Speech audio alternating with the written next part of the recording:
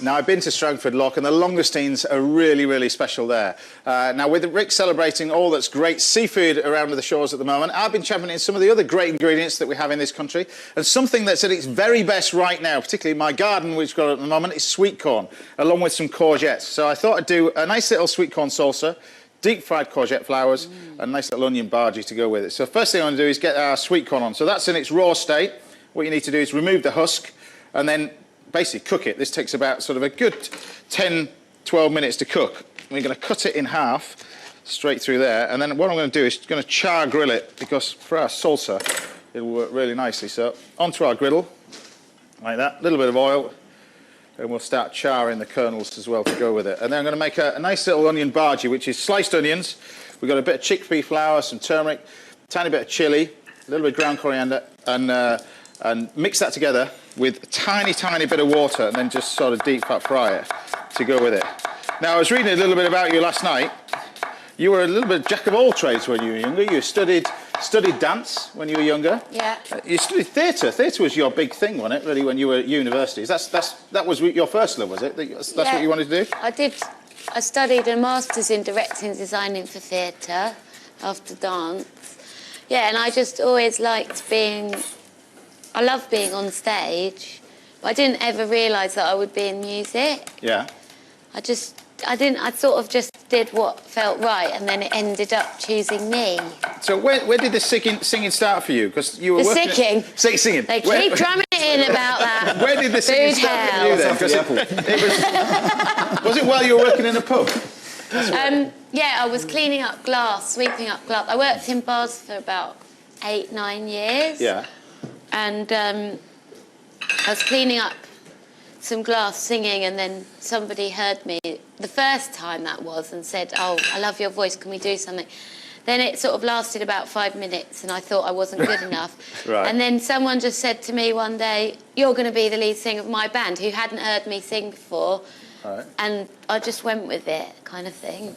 And this was what, a pub band, or what was it? Yeah, just a pub band. We used to do like weddings and parties and...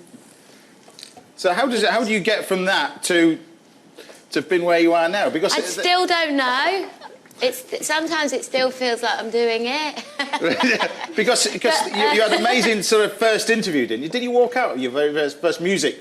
I had my first ever showcase, and the guy that ended up signing me in the end was sitting on his phone sending some text messages during the thing, and I was like, I just stopped the band. I said, "I'm not doing this." And he looked up, he said, "What's going on?" I said, "Look, you think that I need you and you think that I need money." I said, "But I'm really happy singing in pubs." Yeah. And I'm like, I don't need to stand there for you while you're sending a text message. So if you don't want to listen, I'll just go home. That's what you did? And he was totally shocked. Then 9 months later, he sent me an apology email, and I replied with, "Sorry, who is this?"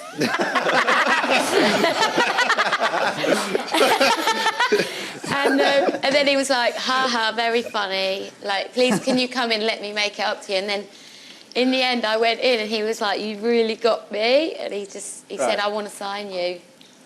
And then, obviously, 3 albums later, your new album. Tell us about that, because you sort of co-write it as well.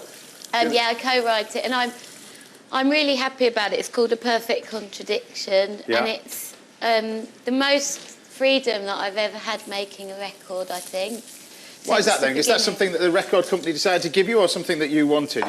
Well, you know, record labels change around all the time, and different people come in and stuff, and it just happens that, like, the person that I'm working with just really is sort of artist-friendly, and like a facilitator. So I felt really free, and I felt like really honoured to be in a position to be able to work with some of the people that I worked with. I worked with people who are my idols, like Raphael Sadiq and John Legend, Pharrell Williams, standard. Standard. Yeah, just an everyday thing. Because he kind of approached you though, didn't he? Yeah, he did. Right. How did that come about? He just came up to me at a party and said, "I really like you, and I'd love to work with you," which was quite shocking. I was about to leave. Like, I was really embarrassed because I was at this party by myself and didn't know anyone and thought they were all proper celebrities, and I thought I was going to go home. Yeah. I was texting my friends in the toilets just saying, like, don't fit in, feel really out of place, don't know what to say. And then he comes out of the crowd singing my song. So amazing. How does that feel, though? It was shocking. Shocking. Yeah. But not as good as this moment. Yeah, right, You know. yeah. Because actually, I love eating. Right. It's my biggest hobby. Well, you're good at acting. You're good at acting as well. You're good at acting as well, because you've done several films and bits and pieces. We've seen you in that. Is that something you want to do more of, or? I'd love to do more of it. I've just done a cameo in a new film by Paolo Sorrentino. He directed The Great Beauty, which won an Oscar for Best International Film. So I really enjoyed that. And I've also been spending a bit of time with the great Shirley Bassey. Who all go wrong for you? Who I'm obsessed by. And to me, like, I know I just name dropped a million people and that's really terrible, but Shirley Bassey is like my biggest, most incredible inspiration. Yeah. So I'm a bit of I feel a bit like pinching myself at the moment. So what are you doing for her, with her then? I've recorded a duet with her for her new album. Incredible, though. Somebody's your idol, and then you end up working together. It must be fantastic. It was shocking. and I mean, it doesn't get any bigger than what you're going to be doing, your Albert Hall. Yeah, I mean, that's got to be something really special for you. So when does that happen? That's in September, and it's a big moment because it's 50-piece orchestra and a 20-piece choir. Amazing.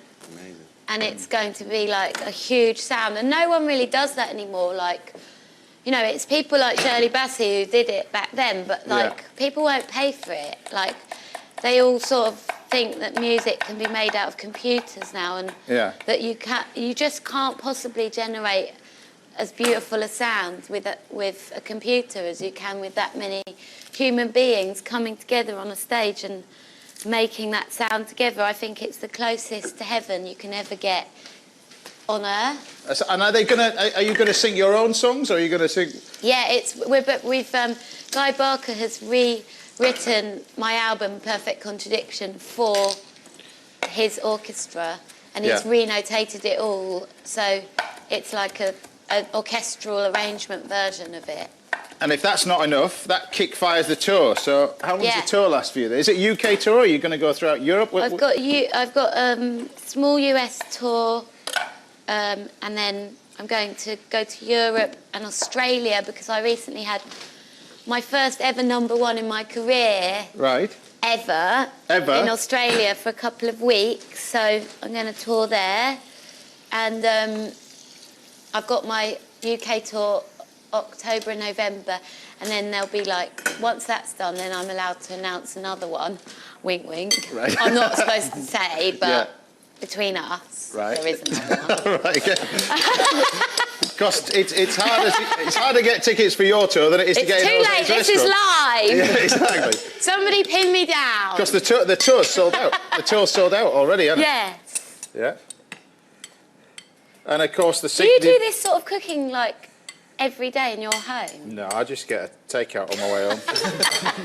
I can't be bothered with this, and it's too hot in here anyway. But have we got onion bhajis? Oh, it looks so good. There you go. And your new single is out on Monday as well. Yes, you know that better than me. I didn't know when it was out. It's out on Monday. Yeah. Thanks.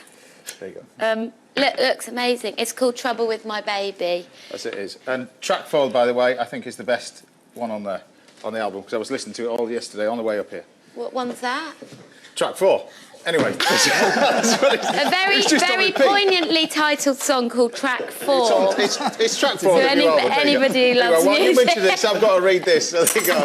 Right, we'll be cooking for Paloma at the end of the show. She could be facing food heaven. Lobster, people are running around to find out what Track 4 is. The lobster is cooked and then smoked, and the meat is mixed together with a puree of mango, vanilla, and a touch of sherry vinegar and some lime, and it's served with a salad of frisée and chervil.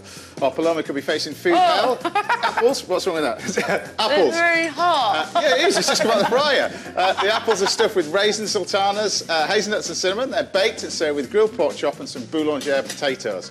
Some of the viewers and the chefs in the studio get side Paloma's fate today, but you have to wait to the end of the show to see the final result. Have some water, it's a bit hot there. Right, it's time to introduce a spicy new addition to the archive films in the form of the incredible Spicemen. Cyrus Toriwala and Tony Singh. And Paloma, if you're looking at somebody to collaborate on your new album, then watch this and listen to this. Cyrus is your man. Check this out.